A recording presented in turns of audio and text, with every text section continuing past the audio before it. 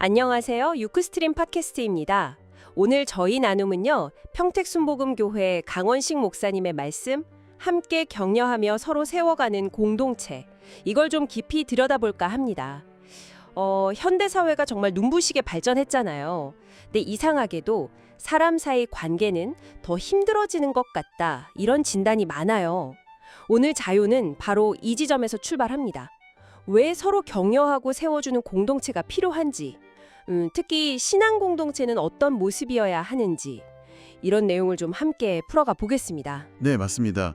강 목사님 말씀의 시작이 바로 그거예요. 지금이 인간관계의 위기 시대다. 과학 문명은 이렇게 발전했는데 오히려 디모데후서 3장에 나오는 그 말세의 고풍 예언처럼 사람들이 점점 더 자기를 사랑하게 된다는 거죠. 그러니까 이기주의요. 아, 나만 생각하게 되는 거요? 그렇죠. 다른 사람 배려하기보다는 내 욕망 채우는 게 먼저가 되는 거예요. 그러다 보니까 가정에서도 또 사회에서도 이게 불화의 씨앗이 된다는 분석입니다. 관계 위기의 진짜 원인인 셈이죠. 기술은 좋아지는데 사람은 멀어진다. 참 역설적이네요. 그럼 이런 위기 속에서 해답으로 제시되는 게 함께하는 것의 중요성, 이걸 성경을 통해 설명하고 계시죠? 네, 그렇습니다. 특히 전도서 4장 9절에서 12절 말씀이 아주 핵심인데요. 두 사람이 한 사람보다 낫다. 이 말씀이요. 네. 이게 단순히 숫자가 많아서 좋다는 게 아니고요. 넘어졌을 때 혼자서는 일어나기 힘들잖아요. 그렇죠. 그때 서로 붙잡아 일으켜 세워줄 수 있는 그 관계의 힘, 그걸 말하는 거죠. 특히 일으킬 자가 없는 자에게는 화가 있으리라. 이 말씀은 공동체가 없으면 얼마나 어려운지 현실적으로 와닿게 해요. 두 사람이 함께 누우면 따뜻하다. 이 구절도 참 인상 깊었어요. 단순히 추위를 피한다, 이런 뜻만은 아닌 것 같던데요. 맞아요. 물론 그 팔레스타인 밤 추위가 배경이긴 하지만 그게 다가 아니죠. 우리 인생길 자체가 어떨 때는 참 춥고 험난할 수 있잖아요. 네, 그럼요. 그럴 때 서로에게 온기가 되어주고 또 정서적으로 기댈 수 있는 그런 동반자, 바로 그 공동체의 가치를 아주 잘 보여주는 구절이라고 생각해요. 서로 체온을 나눈다는 게 얼마나 소중한지. 그렇군요. 그럼 이 함께 격려하며 세워가는 공동체의 이상적인 모습, 좀 더 구체적으로 들어가 볼까요? 특히 교회 공동체의 역할이 강조되는 것 같던데요. 네, 강 목사님은 교회가 그냥 사람들 만나서 교제하는 수준, 이걸 넘어서야 한다고 보세요. 서로의 삶에 깊숙이 참여하는 공동체, 바로 코이노니아가 되어야 한다고 강조하십니다. 코이노니아, 삶의 참여. 네, 핵심 역할은 크게 두 가지로 볼 수 있는데요. 첫째는 상처 입고 좀 소외되고 지친 사람들 있잖아요. 그런 분들을 판단하지 않고 그냥 있는 모습 그대로 받아주고 다시 세워주는 치유 공동체가 되는 것. 아, 치유 공동체. 그리고 두 번째는 세상살이가 너무 힘드니까 그 속에서 좀 쉴 수 있는 영적인 안식처를 제공하는 역할이죠. 치유와 안식처. 정말 중요한 역할이네요. 그런데 동시에 그 교회 안에서 서로 비판하거나 정죄하는 것에 대해서도 아주 강하게 경고하시던데요? 네, 그 부분 정말 중요하게 짚으셨어요. 로마서 8장 말씀이죠. 그리스도 예수 안에 있는 자에게는 결코 정죄함이 없다. 이걸 근거로 공동체 안에서 서로 막 비난하고 판단하는 거, 그거 절대 안 된다고 아주 엄격하게 말씀하세요. 교회의 본질은 심판이 아니라는 거죠. 예수님의 사랑으로 용서하고 회복시키는 데 있다. 이게 진짜 치유 공동체의 시작이다. 이런 메시지입니다. 서로를 이렇게 격려하는 것 자체에도 어떤 특별한 힘이 있다고 설명하시잖아요. 네, 맞아요. 격려라는 게요, 받는 사람한테만 좋은 게 아니래요.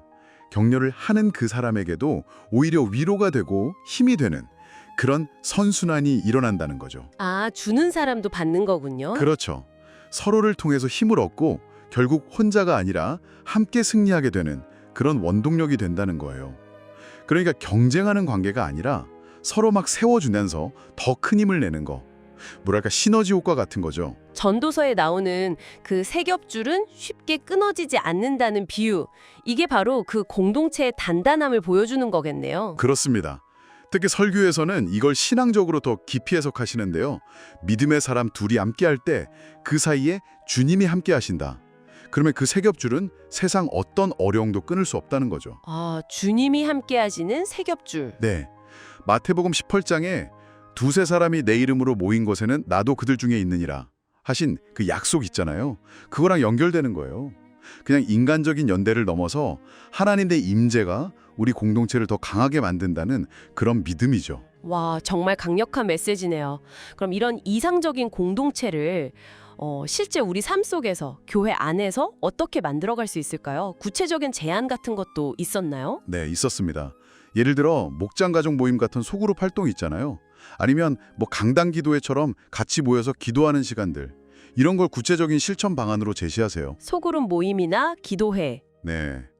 그런 작은 단위 안에서 서로 삶의 어려움이나 기쁨을 나누고 또 진심으로 서로를 위해 기도해주고 가끔은 좀 부끄럽지만 나의 연약함 같은 걸 솔직하게 나누는 간증 이런 걸 통해서 성도들이 진짜 서로에게 힘이 되어줄 수 있다는 거죠. 아, 간증도 중요하군요. 네. 그렇게 서로 연결될 때 세상이 아무리 힘들어도 두려움 없이 함께 딱 설 수 있다. 이런 확신을 주는 겁니다. 오늘 강원식 목사님의 말씀 자료들을 쭉 살펴보면서 정말 이 관계 위기 시대를 살아가는 우리에게 함께 격려하며 세워가는 공동체가 얼마나 필수적인지 다시 한번 생각하게 됩니다. 넘어졌을 때 붙잡아주는 손길, 또 춥고 힘든 길을 갈 때 옆에서 온기를 나눠주는 존재, 그리고 무엇보다 주님 안에서 함께할 때 더 강해지는 그 세 겹줄의 연대. 이게 정말 중요한 가치라는 걸 느꼈습니다. 네. 이 나눔을 듣고 계신 당신에게도 혹시 넘어져서 너무 힘들 때 손 내밀어줄 두 사람이 있으신가요? 아니면 혹시 당신의 그 따뜻한 온기가 필요한 누군가가 바로 곁에 있지는 않으신가요?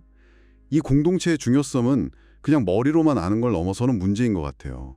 우리 각자가 어떻게 서로에게 그런 존재가 되어줄 수 있을지, 또 그런 관계를 어떻게 만들어갈지 고민하게 만드는 거죠. 오늘 나눔을 마무리하면서요. 당신은 당신 곁에 있는 누군가에게 어떤 의미의 세 겹줄의 한 부분이 되어주고 있는지, 혹은 어떻게 하면 그런 따뜻하고 든든한 공동체를 당신의 삶 속에 만들어갈 수 있을지 잠시 한번 생각해 보시면 어떨까요? 다음 시간에 더 깊은 이야기로 찾아뵙겠습니다.